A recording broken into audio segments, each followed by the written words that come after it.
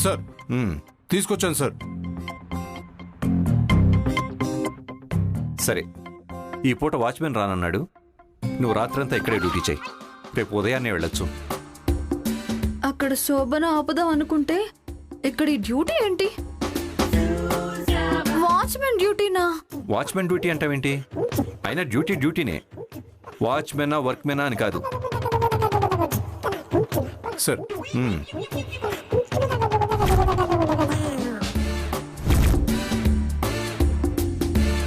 భయపడకు లక్ష్మి. బయటంటే బయట గేటు దగ్గర కాదులే, మాతో పాటు లోపల ఉండొచ్చు. నువ్వా? నువ్వేంటి ఇక్కడ? తనెవరనుకుంటున్నావు? నా మిస్సెస్. మిస్సెసా? అవును, డీజీపీ మావారే. తెలీదా నీకు? నేను వెంకటలక్ష్మి అంటానే ఈ అమ్మాయే.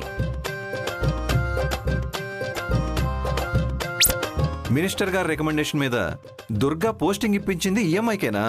మినిస్టర్ గారిని అడగండి. నాకు ఇలాంటి డ్యూటీ వేయటం ఏంటి? వేరే వాళ్ళని పిలవండి, నేను వెళ్తాను. ఉద్యోగం ఇచ్చేంత వరకే రికమెండేషన్, ఆ తర్వాత అంతా ఒకటే. నీకేం ఇబ్బంది రానివ్వలే వెంకటలక్ష్మి. ఈ యూనిఫామ్ కూడా అవసరం లేదు. నేను ఒకసారి ఇస్తాను, కట్టుకుందు గాని. వాళ్ళ శోభనం జరిపించడానికే కదా నన్ను ఇలా డ్యూటీ అని పిలిపించింది. ఇదిగో అమ్మాయి, అతిగా మాట్లాడుకో. చిన్నపిల్ల, పైగా మనకు కావాల్సిన అమ్మాయి. అలా బెదిరిస్తారేంటి? నువ్వు రా వెంకటలక్ష్మి, నువ్వు రా వెంకటలక్ష్మి, రా.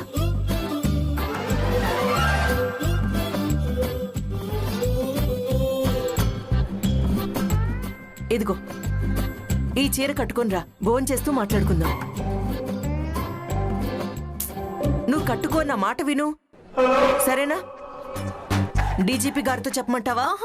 వద్దు, కట్టుకుంటాను. మరి కట్టుకొని త్వరగా రా. మీరు వెళ్ళండి.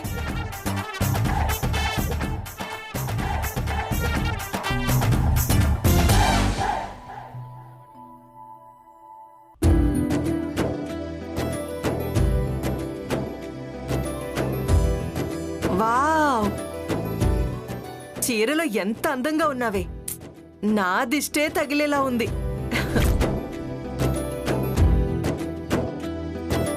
ఇదిగో లక్ష్మి, డ్యూటీ మీద వచ్చినా ఈ పూటకి నువ్వు మా గెస్ట్వి. నువ్వు ఇక్కడే రెస్ట్ తీసుకోవాలి. పోస్ట్కి ఈయన డీజీపీనే కానీ అంకుల్ చాలా మంచివారు. నువ్వేం భయపడాల్సిన పనిలేదు. గదిలో ఉండటానికి ఇక్కడెందుకు? నేను వెళ్ళిపోతాను. ఒక్కసారి డ్యూటీ అలర్ట్ అయితే ఇక్కడి నుంచి కదిలే పనే లేదు. కావలసిన దానివని మర్యాద ఇస్తున్నావు. నీకేం ఇబ్బంది ఉందని వెళ్తానంటున్నావు? ఉండొచ్చు కదా.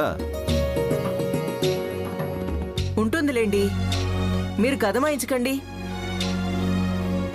ఎదురుగా ఉంటే ఆయన అంతే. నువ్వురా.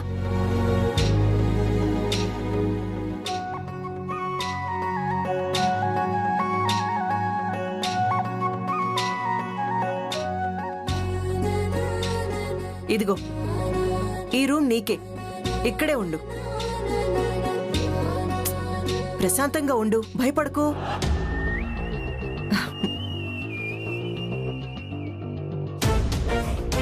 ఖచ్చితంగా ఈవిడ వాళ్ళ శోభనం జరపడానికి వేసిన ప్లానే అయ్యుంటుంది.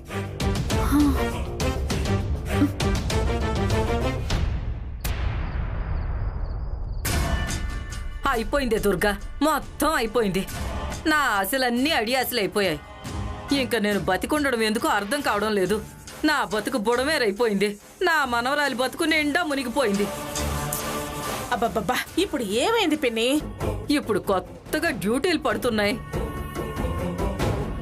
ఈ వెంకటలక్ష్మి డీజీపీ ఇంటి ముందు తుపాకీ పట్టుకుని అటు ఇటు తిరగటం తప్పితే ఇంకేముందే? ఆదిత్యబాబు దగ్గరికి ఎప్పుడు వెళదామని నాతోటి పోరాడేది. వాణ్ణి చూసినప్పటి నుండి మనసులో వాడి భార్య అయిపోయినట్టు భావించేసుకుంది.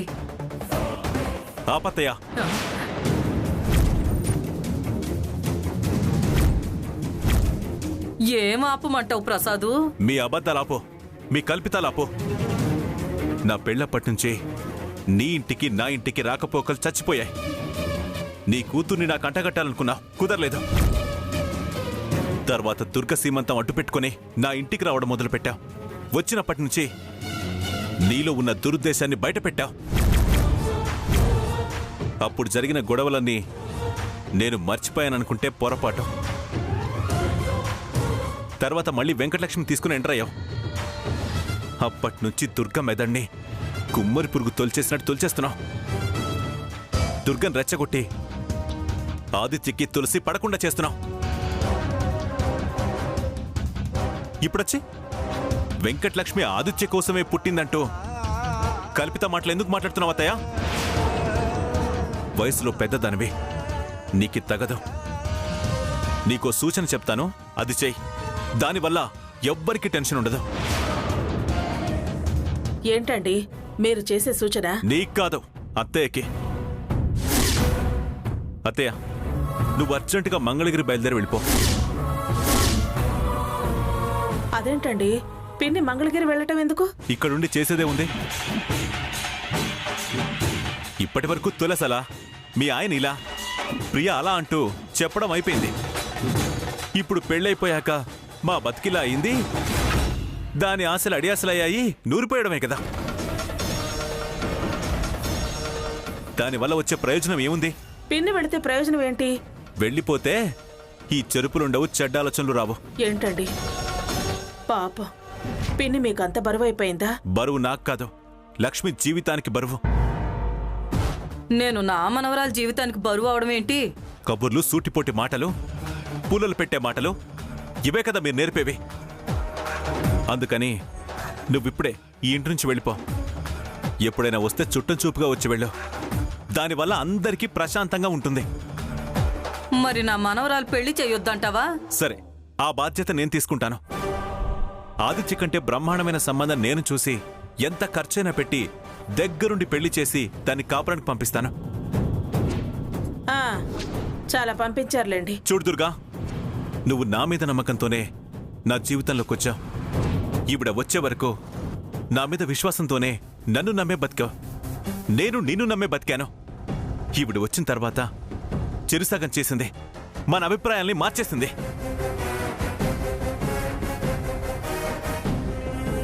మన మధ్య విభేదాలు సృష్టించింది. తను ఎంత ప్రమాదకరమైన మనిషో నీ సీమంతానికి వచ్చినప్పుడే చెప్పాను. కానీ నువ్వు ఈవి ట్రాప్లో పడిపోయావు. అసలు నువ్వు మంచిదానివే, కానీ నీ ఆలోచనలు కొంచెం కొంచెం చెరుస్తూ వచ్చింది. దుర్గా, నేనెందుకు చెప్తున్నానో ఆలోచించు. లక్ష్మి భవిష్యత్ గురించి ఆలోచించు.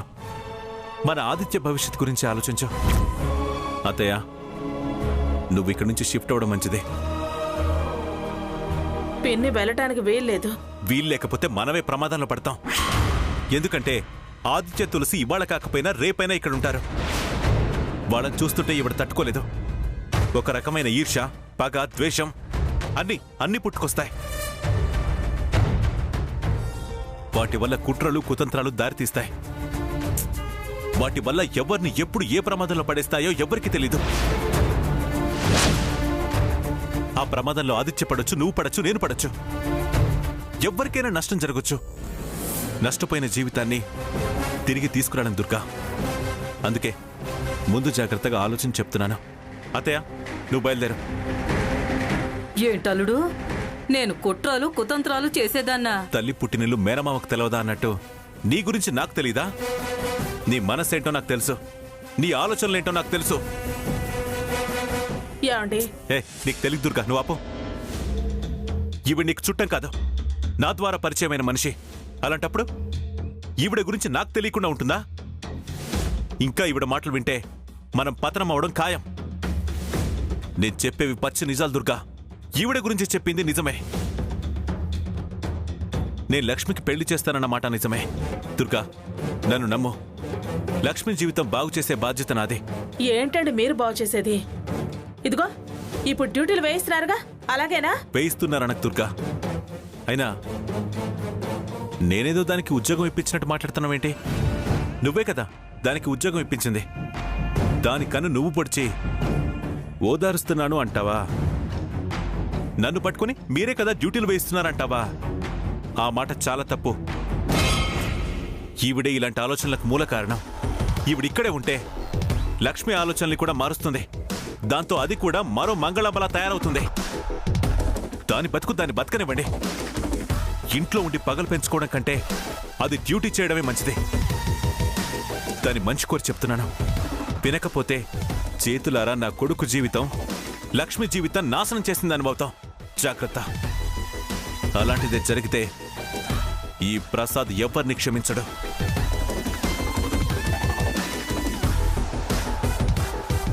చూసావే దుర్గా, ఎన్నెన్ని మాటలు అన్నాడు. ఆయనకేంటి ఎన్నైనా అంటారు.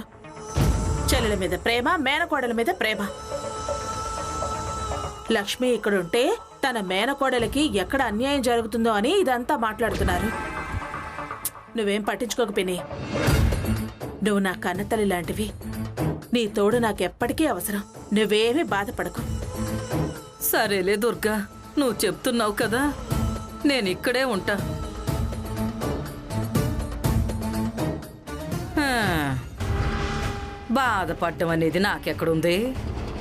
ఎండ వాన ఏదైనా దులుపుకుని పోవడమే కదా.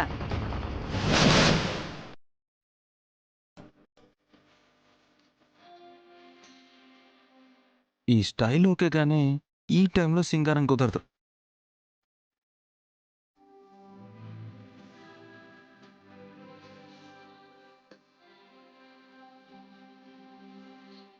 ఏంటన్నా అలా చూస్తున్నావు? షాక్లో అలా చూస్తున్నారా? మా ఆదిత్య పెదరాయుడు సినిమాలో రజనీకాంత్లా ఉన్నాడని. సూపర్ రా. పంచకట్టులో దర్జాగా పురిలా భలే ఉన్నావు. 100% తెలుగువాడి తేజస్సు కొట్టొచ్చినట్టు కనిపిస్తుంది. ఏంటండి, కన్నవాణ్ణి కన్న కొడుకుని అలా పెద్దోళ్ళు అందరూ కన్నోళ్ళు పొగడచ్చా? జనం దిష్టి కన్నా ముందు మన దిష్టే తగిలేలా ఉంది. ఉండరా నాన్న, నీకు దిష్టి చుక్క పెడతాను. రా, ఎంత బాగున్నాడో.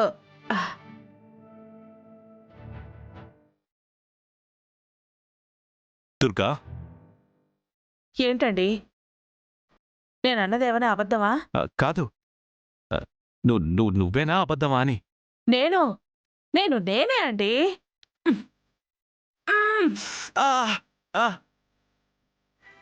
నిజమేనా? ఒప్పుకుంటారా? నిజమే. ఎన్నాళ్ల కోపమో. నువ్వు గిచ్చిన గిచ్చుడికి నరాలు చిట్లిపోయాయి.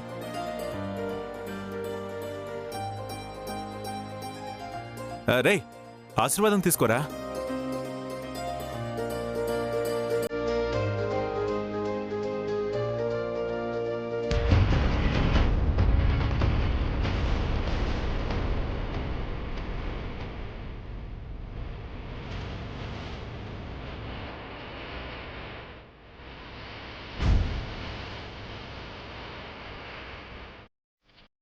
రే, కానీ శీఘ్రమేవ సుపుత్ర ప్రాప్తిరస్తు. దీర్ఘాయుష్మాన్ భవ. దీన్నే బలవంతపు బ్రాహ్మణిజం అంటారు. ఇప్పుడు నేనేం తప్పన్నాను?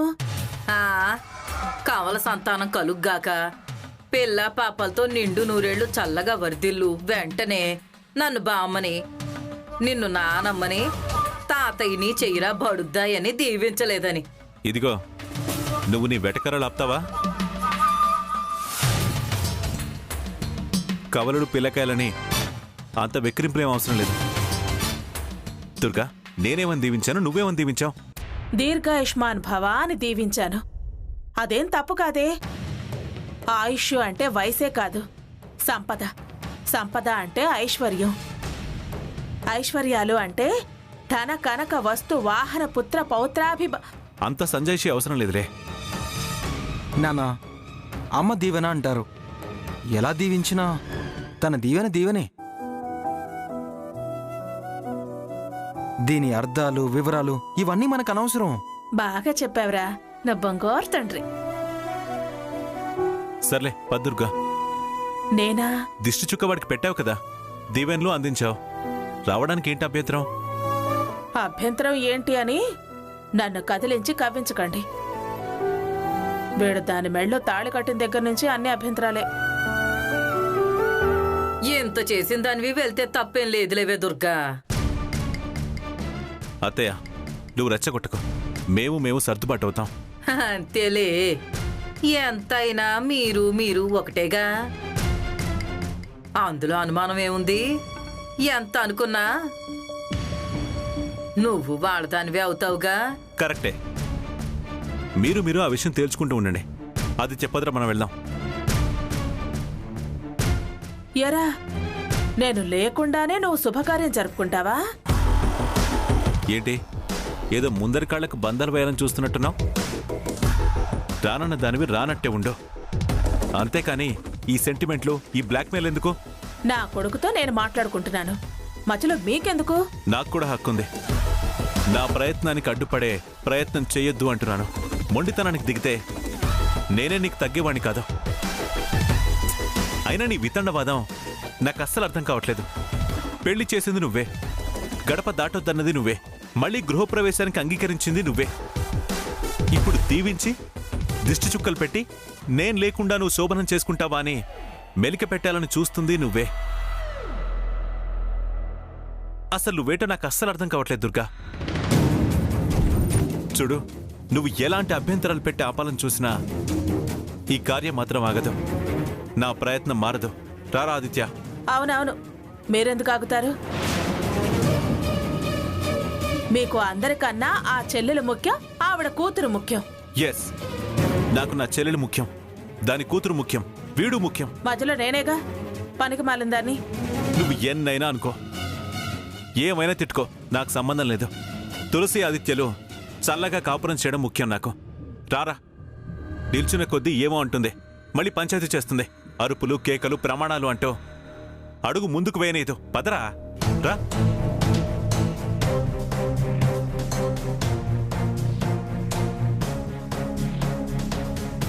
ఇదిగో దుర్గా, అయిపోయింది. ఇంకేం చేస్తావు? చేయడానికైనా నీ చేతుల్లో ఏముందే? ఈ దుర్గని తక్కువ అంచనా వేస్తున్నారా? పరిస్థితి మీరనుకున్నట్టు ఈ దుర్గ చేయి దాటిపోలేదు పిన్ని. చూస్తూ ఉండు, ముహూర్తానికి ఇంకా చాలా టైం ఉంది. దాక్షాయిని ఇప్పుడే వస్తానని వెళ్ళింది, ఇంకా రాలేదు. ఏదో పనిబడి ఆగినట్టుంది, కానీ అలా ఆగే మనిషి కాదు.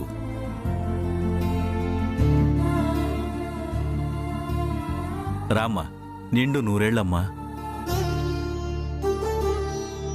బావవాళ్ళు రాగానే మనం బయలుదేరదాం ప్రియా. వద్దంటున్నాను కదా సాంబయ్య. ఒక్క రాత్రే కదే, తెల్లారేపాటికి వచ్చేస్తామంటున్నాం కదా. నేనుంటానుగా. అవును, హాస్పిటల్ నుంచి బాయ్స్ వస్తారని చెప్పావు, ఇంకా రాలేదేంటి ప్రియా?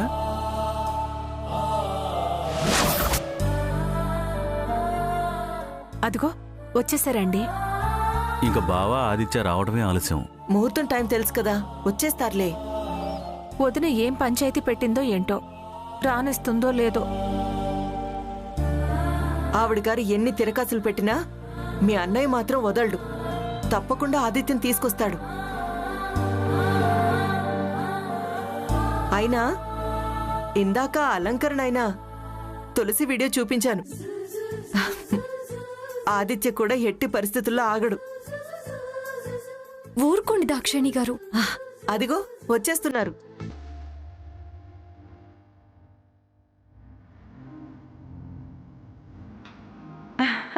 అన్నయ్య,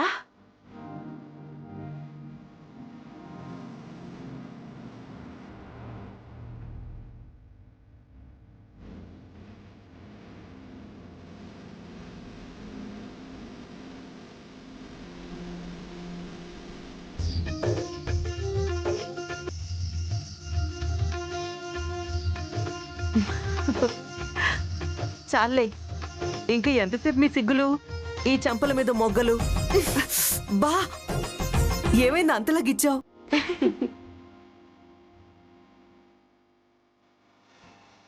శోభనం పెళ్ళికొడుకు గారు, మీరు ఆ గదిలోకి వెళ్ళండి. ఎదురు చూపుల విరహం అనుభవించండి. ఊరుకోండి దాక్షాయణి గారు, తులసి నేను ప్రేమికులం. ఆ, నాకు తెలియదులే. నా ముందే మీరిద్దరు ఎన్ని డ్రామాలు వేశారు.